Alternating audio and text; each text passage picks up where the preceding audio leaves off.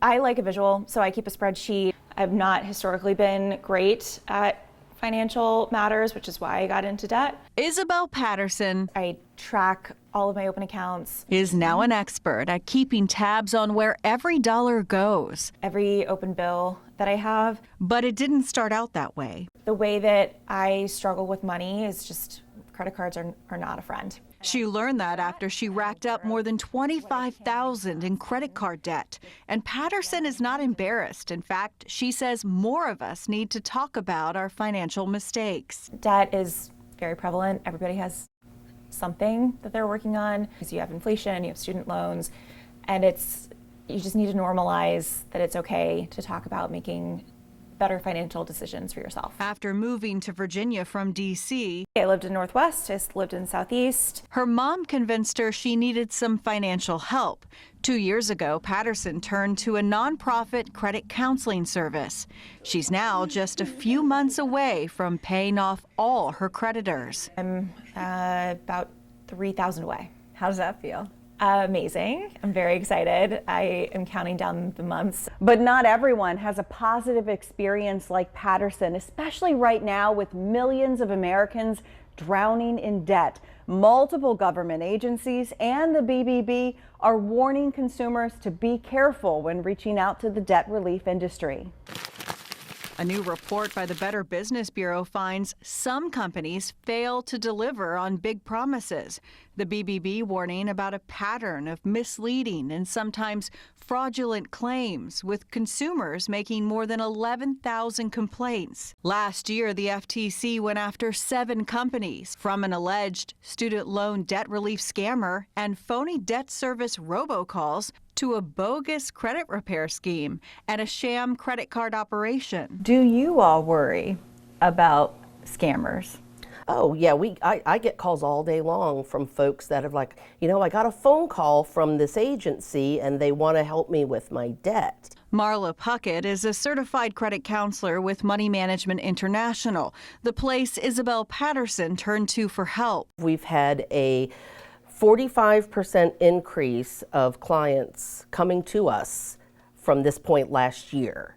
So it's been a big increase. Our national investigative team analyzed hundreds of cases against debt relief companies and found since 2005, the FTC's banned more than 400 companies and individuals from assisting with any form of debt relief. The data shows nationwide more than 500,000 consumers were affected by those banned companies, the federal government returning more than $41 million in stolen money.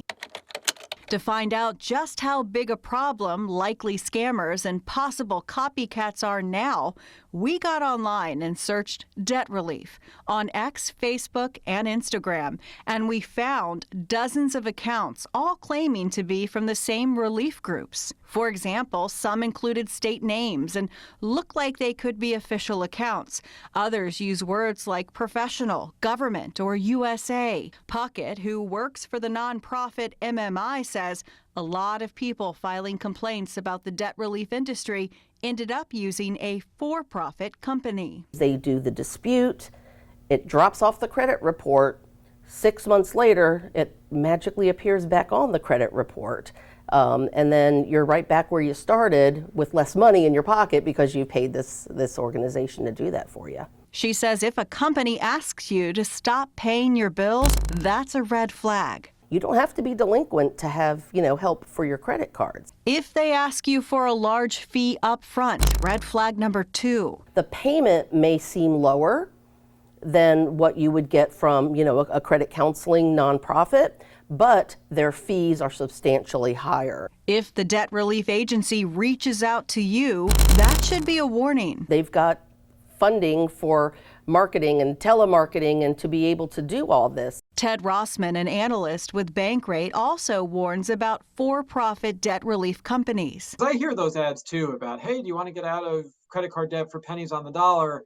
It sounds tempting, but because of the credit score damage, it may not be worth it. He says be careful about groups offering debt relief or debt settlement, asking you to stop paying, hurting your credit while they try to negotiate with the creditor. The lender doesn't even have to take the offer. They could decline the settlement offer and pursue other payment methods. Like they could sue you, or they could, well, they are going to hurt your credit.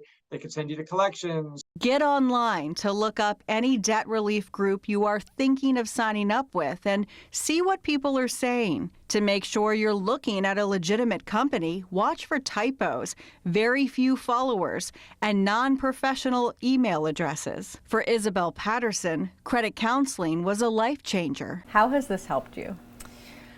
Mentally, it's taken a lot of load off. It's helped me understand my own spending habits, how I can work on those, what my triggers are, how I can avoid getting into more debt. Her credit score is now in the 700s, a personal best. And thanks to spreadsheets, counseling, and sticking positive notes on her wall to keep her going, she now has a clear vision of her debt-free future.